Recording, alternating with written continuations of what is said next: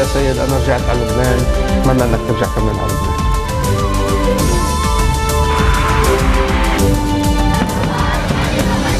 قرار صادر من مجلس الجامعة تسمية حزب الله الإرهابي.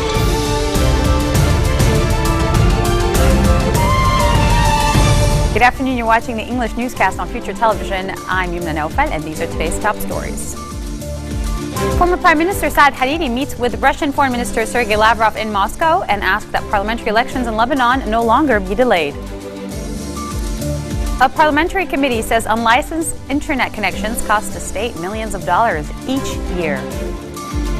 And UN Secretary General Ban Ki-moon calls on all countries to show solidarity and accept nearly 500,000 Syrian refugees for resettlement by 2018.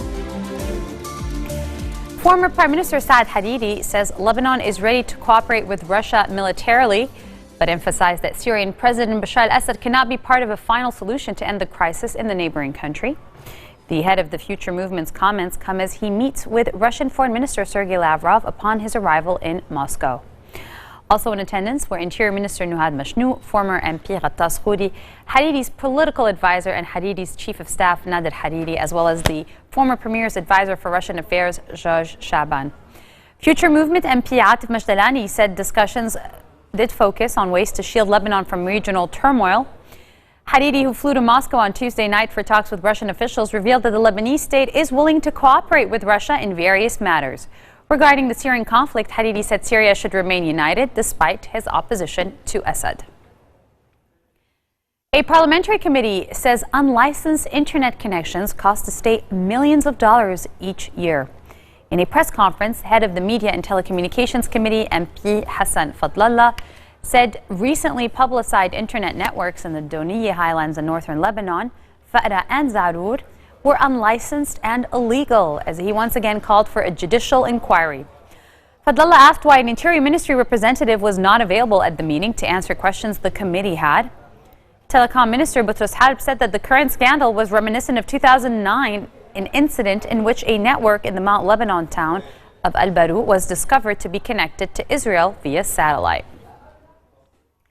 Prime Minister Tamam Salam slammed Foreign Minister Jabran Basir without naming him, accusing him of sidestepping the interests of the nation by claiming that the international community is seeking to naturalize Syrians in Lebanon.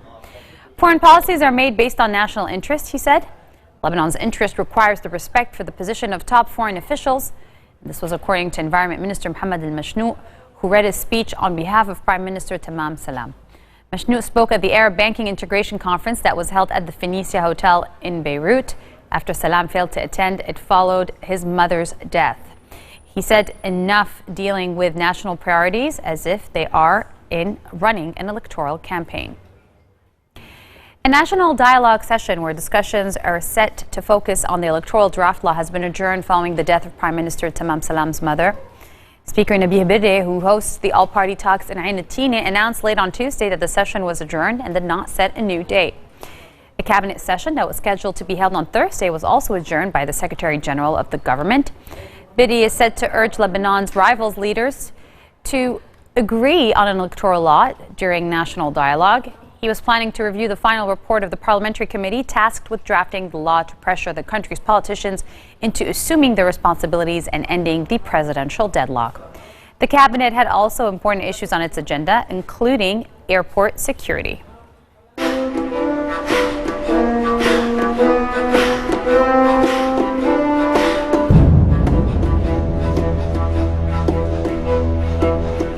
Forces are clearing mines and disarming other explosives left scattered around by Daesh in the ancient town of Palmyra. The historic World Heritage Site has been reduced to rubble in many areas as the militants destroyed much of the site in line with their strict interpretation of Islamic theology that deems statues and temples dedicated to deities other than Allah to be destroyed. Footage filmed on Tuesday showed extensive damage to the historical area, with large columns reduced to almost nothing. Syrian government forces, backed by heavy Russian air support, drove Islamic State out of Palmyra on Sunday, inflicting what the army called a mortal blow to militants who seized the city last year. The loss of Palmyra represents one of the biggest setbacks for the ultra-hardline Islamist group since it declared a caliphate in 2014 across large parts of Syria and Iraq. Coming up next, French President François Hollande says he is scraping his plan for constitutional reforms in the wake of the Paris attacks. Stay with us, we'll be right back.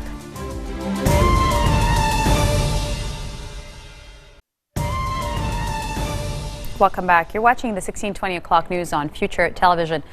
Loyalist forces pushed Al-Qaeda out of parts of Aden in a new drive against the jihadists in Yemen's second city, where the internationally recognized government is based. Troops and militia retook the central prison and deployed on main roads across the Mansoura residential district after a 3-hour gun battle with the jihadists. There was no immediate word on casualties. The Sunni extremists of Al-Qaeda have exploited conflict between the government and Shia rebels who overran the capital Sana'a in September 2014 to expand their control in the south. A Saudi-led coalition which intervened in support of President Abdurrabbu Mansour al-Hadi when he fled into exile in March last year concentrated its firepower on pushing the rebels and their allies out of Aden and neighboring southern provinces, and the jihadists took advantage. U.S. strikes have taken out a number of senior Al-Qaeda commanders in Yemen over the past year.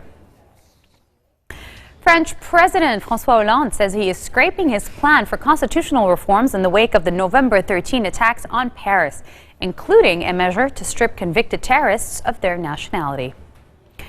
Hollande announced in a televised statement he was closing the constitutional debate on the reforms after the lower house, the National Assembly, and opposition-dominated Senate failed to agree on the text. Hollande proposed the reforms after Islamic State group suicide bombers and gunmen killed 130 people across Paris in November.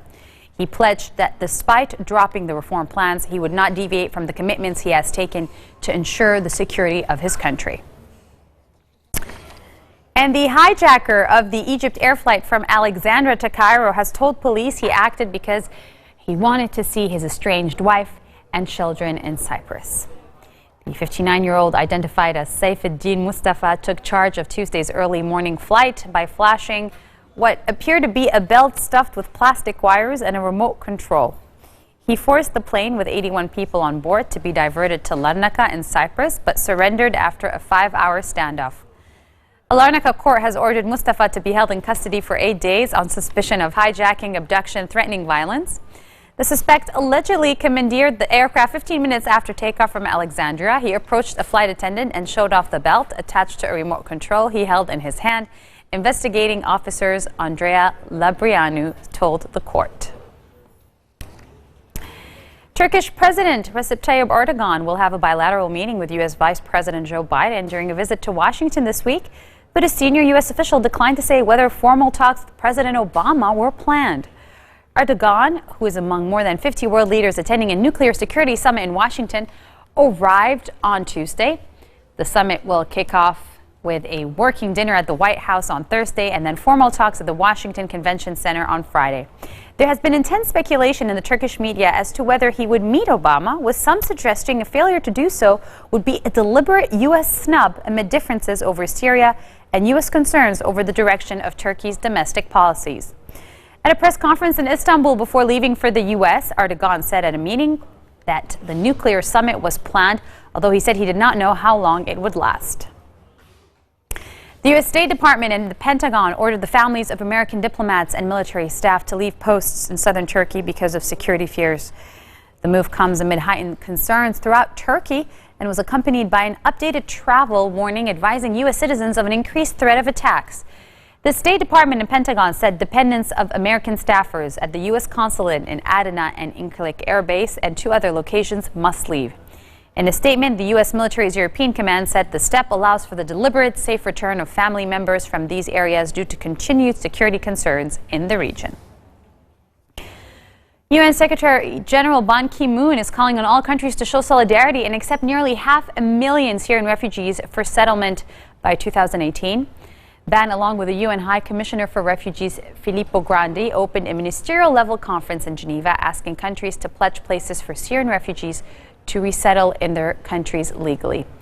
Both Ban and Grandi said the crisis could only be managed if the international community was united. We are facing the biggest refugee and displacement crisis of our time. The world must rise to the challenge.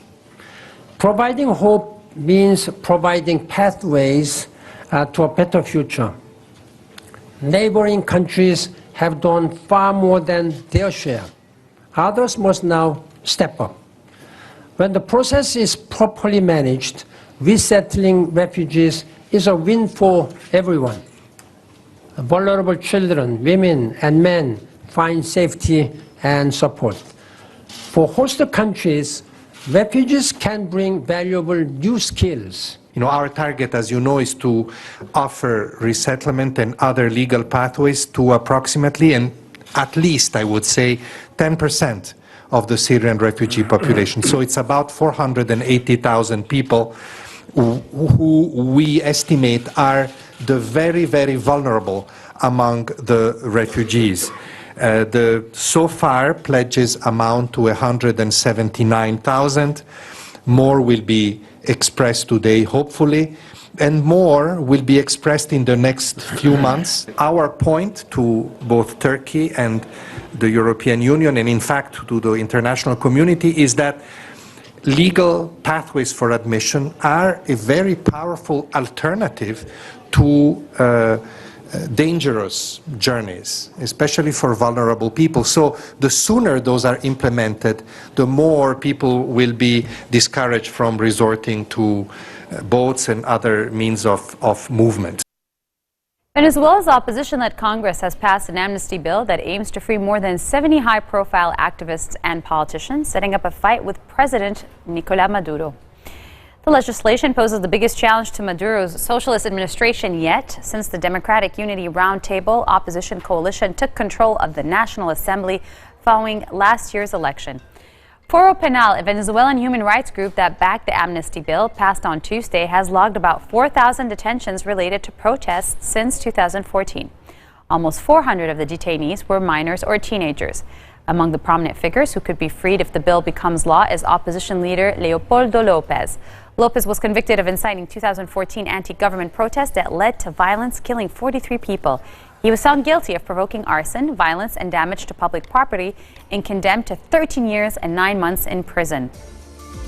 This marks the end of our bulletin for today. Now for a reminder of our top stories.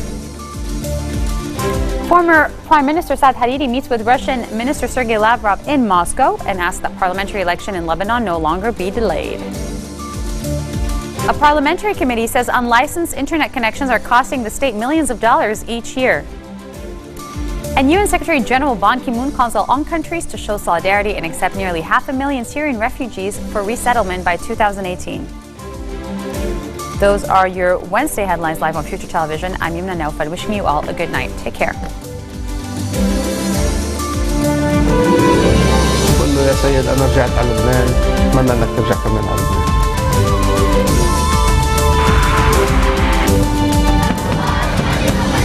قرار صادر من مجلس الجامعة تسمية حزب الله الإرهابي.